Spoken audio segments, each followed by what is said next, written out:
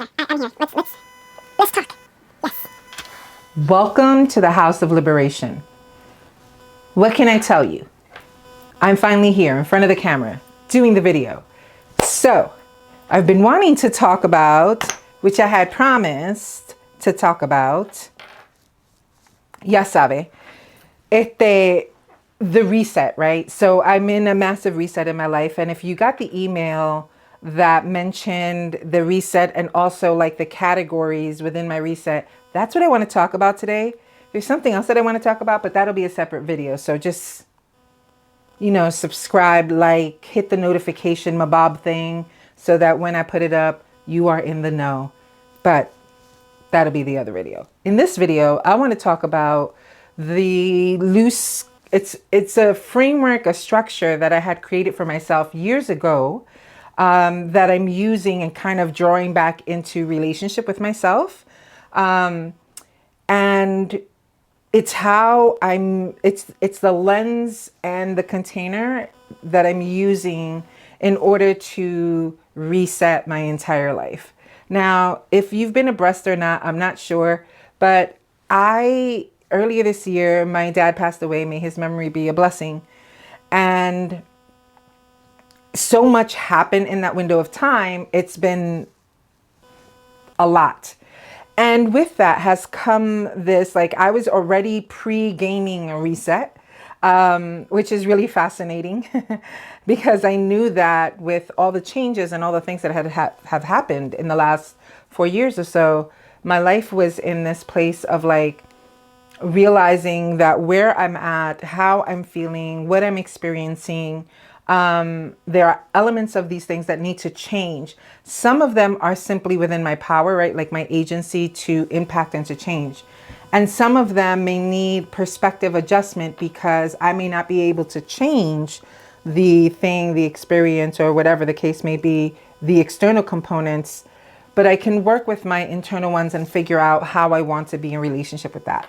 And so in the email, I had talked about these categories that I'm looking at my life in, and it comes from a life cycle guidebook that I created years ago when I first started working with folks around conscious leadership and collective healing.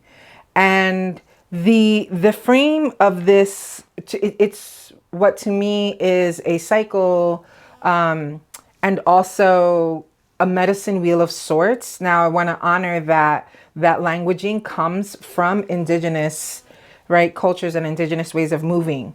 Now, the GPS of that for me is as someone who practices an earth-based Judaism, as a Boricua whose right ancestors are indigenous.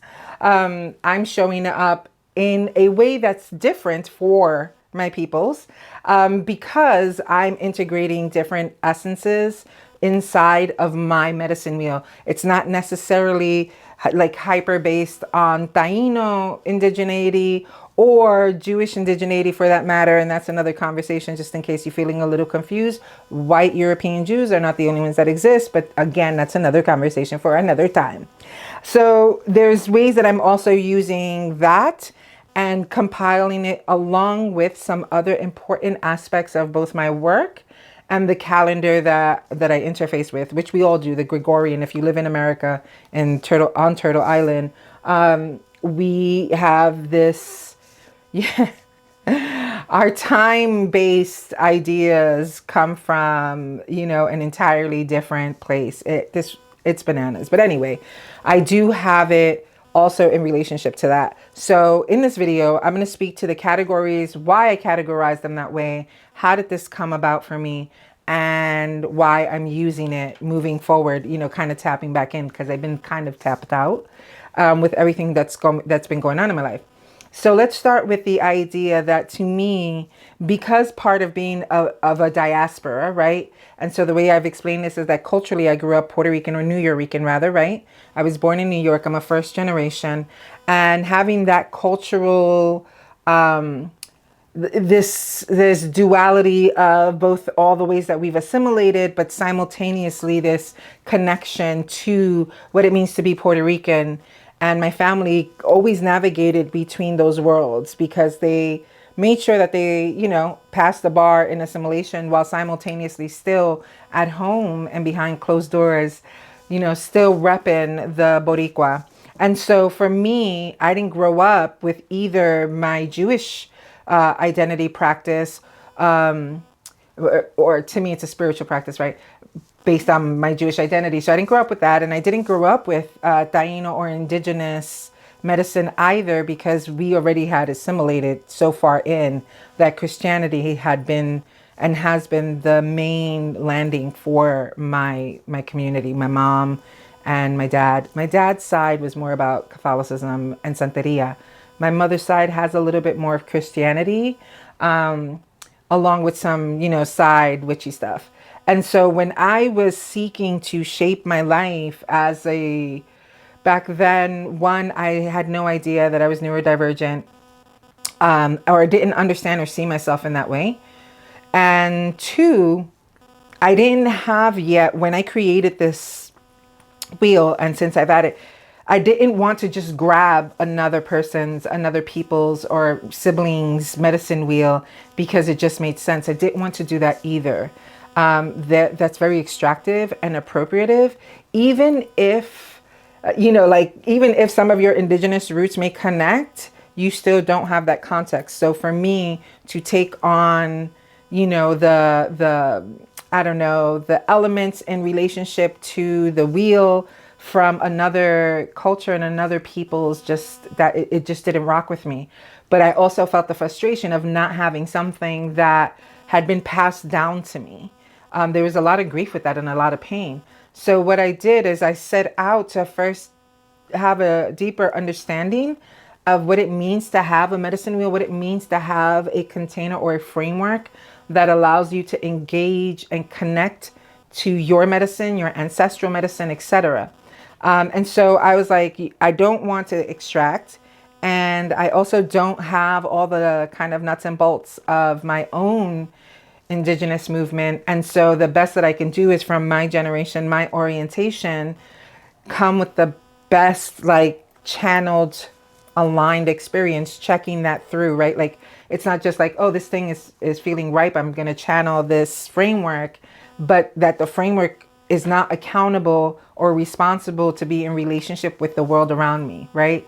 So I'm saying that because often enough, when you have to channel or create or connect, that you don't have all this like verification or qualification of how you got the channeling that you got, it also doesn't mean that you don't have to be accountable for the impact of your ideology or the principles by which you're building this thing. It has to be accountable. It has to be responsible. And what that means is that I need to ask questions about what shape I'm giving something, why am I using it, where is it aligned with me, my GPS, my lineage, and how do I communicate this in a way that is not bypassing or ignoring what may be serious challenges. Those are always questions I'm asking myself. To me, those are decolonial, liberatory questions that may require of me, that may say to me like, oh,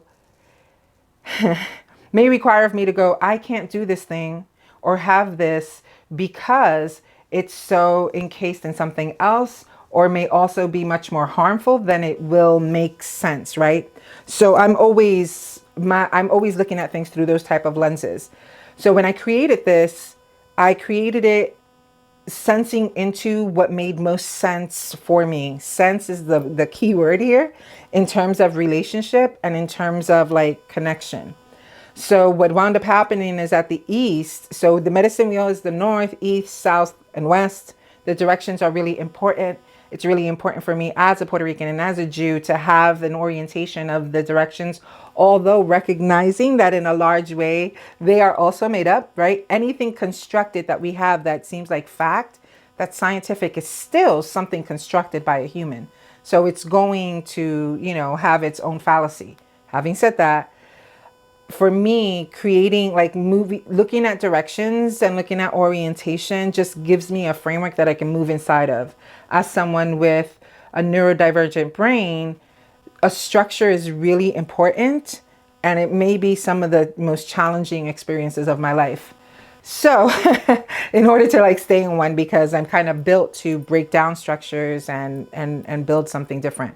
So creating this wheel, directions were important to me, elements were important to me, angels were important to me, the energy inside of the container of the direction and the element, super, super important. But it also had to be able to hold, which happened down the line, had to be able to hold the complexity of decolonial liberation, of liberation period for me, and however that looks. So here I've shaped this wheel that has a combination of things, and it's how I actually look at my life when I'm looking at them. They are pieces of a whole, so this it's not fragmentation, although we're conditioned toward fragmentation. It is still being able to measure and tend and track what energy is moving in my life, which using my memory is a really bad idea. So this is why having some sort of structure is really important. So in the East, what I have in the East, I have, it's spring. It's the element of air. It is the place, we know that the element of air is like thought, right? And so we're looking at thought in that process, belief systems. And so that really, for me, anchored into the personal. And so the personal starts in the East. It's also the place of beginnings, the place of rebirth, right? And newness. And so what happens for me in that space is that I allocated the personal to that space. So personal meaning my mind, body, meaning anything and everything directly related to me as an interdependent individual, right? And the reason why this was important to separate it is because we have to be able to understand that before we can, and I say this because it is also a practice. So there's not, this is what I do every day, I'm so great at it. No, it's a practice that I understand and remind myself that caring for myself, reevaluating, resetting, reflecting on myself is one of the most important things that I can do in order to show up to the rest of the wheel and the rest of the cycles and the rest of the world. So this is not a one-stop shop type of fits-all thing. It's really saying, okay, how am I tending to my mind, body, and how am I tending to my spirit? How am I nourishing myself outside of all the things that I'm connected to, right? I'm still connected to them, but outside of that, who am I? What am I? Where am I going if I'm going somewhere? What do I desire if I desire a thing? And what does my heart long for? And so here in the East, again, it is also the spring. So it's just, it's the beginning. You can start something new. I also have in collaboration with the wheel, I also have the stages of decolonization moving through them, because it's also helpful to understand what it's going to take to decolonize within the cycles of life, and also like in your life in these areas. So in this stage, I'm looking at my poster. It's over there against the wall. I'll be sure to include that so you can see it. I have, the place of rediscovery and recovery. And this is the stages of decolonization per Pokalinu's article about Hawaii and the processes that they've been going through over time. And I love it because it talks about colonization, what it looks like, and it talks about what decolonization looks like.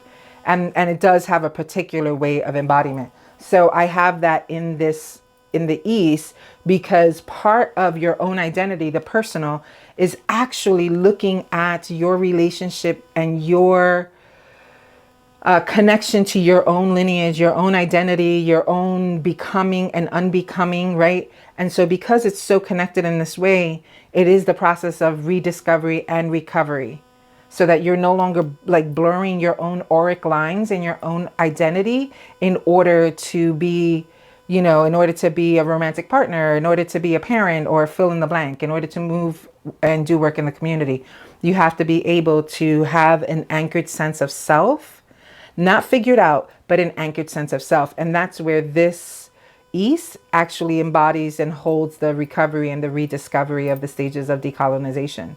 And so to me, it's beautiful, right? So that's what's holding in there. I do have like Michael, the angel that holds that particular east space. It's also, in Jewish tradition, it's a custom that when we're praying, we're calling in the angels, left, right, above, all the beautiful things behind, before.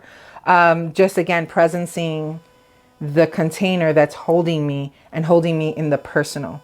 Then I'm looking at the south. The south is fire, the element of fire. It's the summer. And the reason why that made sense to me is because in the summer, the harvest, the bloom, it's full bloom. You see everything. It's so beautiful, so available, so ripe, because spring already incubated, winter incubated, spring started rising up the new growth. And now you have summer of full blossom. So this is definitely the place for me of recognizing the interpersonal, right? And the reason why the interpersonal, because again, there's a distinction between yourself and relationship with yourself and your relationship with others. So in this place, I have partnership, romantic partnership, children, family, friends, all of those good things.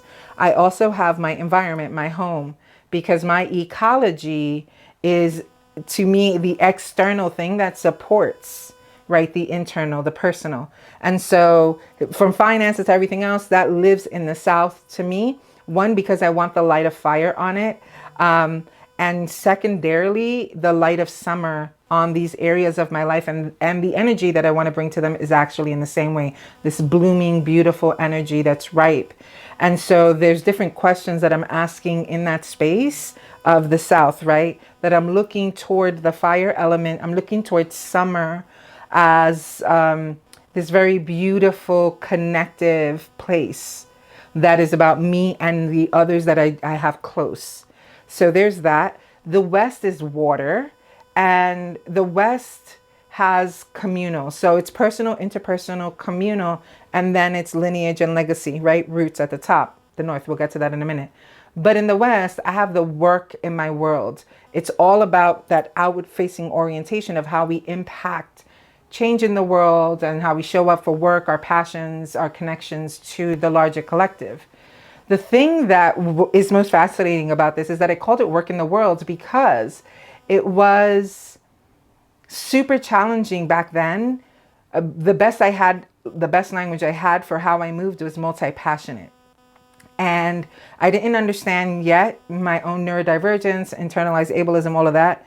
I didn't have a frame for that. Well, what I had a frame for was there was a way that I moved differently than a lot of the people that I was around or colleagues that I engaged with. And that because there were so many different things that I was in, now I understand manifesting generator, neurodivergent person, ADHD or ADD rather, right? So there's those things. Now I understand why I was yearning and struggling so much to feel like, to feel grounded in my external world, right? In the communities that I'm stepping into. And so what'll happen for me, or what happened then for me, is I couldn't fit in one particular box. So I had to create this umbrella so that anything I did would fall under there, because sometimes when we're doing volunteer work, we separate that from doing the 9 to 5 or whatever the case may be. So you think everything is separate when it's not. You're the common denominator. It is your devotion you're offering to the world to show up in all these different ways. So it became less difficult to talk about the fact that I do poetry with children as a poet in residence, or the fact that I'm doing anti-racism work over here and that I'm doing ritual work over here. They're all interconnected, and I'm the common denominator in that and the work that I'm here to do. So when I have work in the world, I have everything from volunteering, every single project that I'm a part of, even when it comes to my own business, it's part of that work in the world because it is communal in its facing, right? So there's that. And again, there's angels to accompany that in this particular thing. And I'll share this much more specifically. In the stages of decolonization, I have action. Action is one of the kind of how you're moving through the cycle. And then there's like commitment, and then you keep on going. It spirals and you keep on building dynamic relationship with it. So in the north, I have something, for me, earth is in the north and it is winter. And what I love about this and made most sense to me is because one, the earth is the ultimate alchemizer. It actually has all the elements inside, it can handle all the elements inside of it and is made up of all the elements. And because of that, the earth itself this idea of sowing seeds that you will harvest later on is part of lineage and legacy. It's more than considering the 401k or the life insurance that you're leaving behind. It's also taking responsibility for what you actually leave behind because you brought intention to it. What is the intention with which you want to leave the earth having lived out when it comes to your lineage, your legacy, when it comes to your ancestral identity? Because we're cleaning up the messes of the generations before us who, in their survival and or disassociation, had decided to hyper focus only on the monetary idea of what you're leaving behind. It is so much more than that. What is the work you're leaving behind? And when I think about impact, I'm not just thinking about impact in terms of like my lineage and my generation, because I recognize that our interface with others is also impactful. So what am I trying to sow? What are the seeds that I'm sowing that will be ripe tomorrow, but a tomorrow that I won't be here?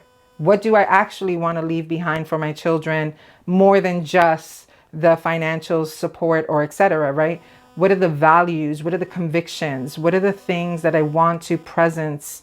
Because the north is the place to sow it. Winter is the place to kind of be like, we're going to prep the ground in fall, which is what the west is. Fall, beautiful. The colors are changing. Things are shifting, right? All the energy is going down into the roots of the plant for winter.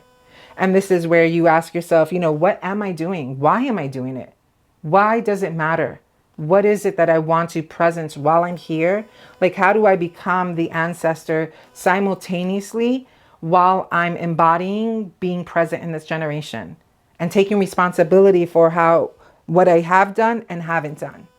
You see how that works? So all of these move in relationship to one another. They're not like, oh, I'm just separating this over here, but they allow me to track the essence that's most important to me, right? And so again, because I have elements within each thing, I also have it layered where, I have water, but I also have it's Yetzirah in the Jewish context, right? It's this idea, this world, this dimension also of water, also of like possibility. And so they're inside this wheel as anchors as well, right? And so the center of it is real. The center of the medicine wheel, forgive me, is really the place of like coming back to the cycles and relationships of all these things. So this is the framework that I'm using for my reset when I'm looking at, some of that includes some of those type of metrics, like the tracking of, like my daily care, my mental health care would fall under the personal. How am I doing that? How am I being in relationship with my mind body intentionally? So as I'm going through the reset, I'm looking at, okay, what is the first thing that's like naturally evolving and shifting? Well, right now for me, it's my relationship to my work. It's my relationship to who I am now, what I am now, and all the learnings that I've had over these past couple of years that I'm like, okay, actually, what do I want this to feel like? What do I want to be tracking and learning and growing with, right? These are the questions I'm asking myself in this reset. So I hope that's helpful. I'll show some images of this in here. And I'm saying that now and I have to put it in as well. Just as a container for consideration if you think about yourself that your life is in need of a reset and you're kind of in that liminal kind of limbo place of like not sure, or your knowing is not as clear. And that's because everything is ripe for transformation into another season and cycle of our lives. So that is the framework, and that is why I created it. And I did create a planner to go with this.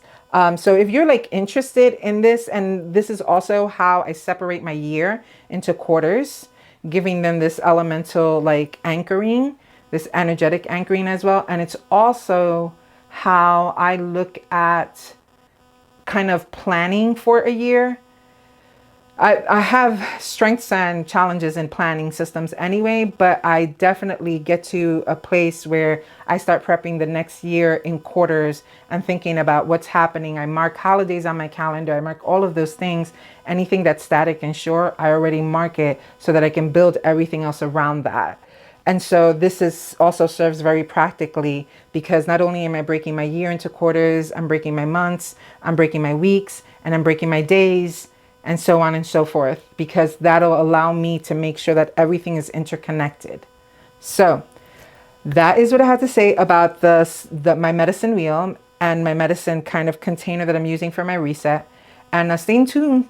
Stay down. I don't know what happened there. Stay tuned for the next video, which I'm going to talk about the area that's under reset right now, which is my spirit, my soul place, and kind of the reconnection of that in a new way. So thank you for being here. Again, subscribe, like, put the notifications, all the doohickeys. And if you think this was helpful and powerful in some way, I'd love to hear about it. And I'd love that you would share it as well to others, because I think the more we talk about these things and the different possibilities we hear and see in other people's lives may offer us a possibility different for our own, which is why I try to share as transparently and honestly as possible where I'm at with things or what things are going on, because we don't have enough of that type of conversation in terms of being at an interest like priestessing, poetry, right? Like decolonial liberation, all the areas of your life and how you're engaging in the world, but also the intentionality of knowing if you're connected to the things that are most important to you. And that's where this life cycle wheel comes in and is so powerful. Anyway, I'll see you in the next video. Mucho amor y mucho cariño. Y vamos a la fiesta. That was, I don't know what party we're going to. Forget it. Anyway, I love you. Thank you for being here. Just banged the mic. Moving on.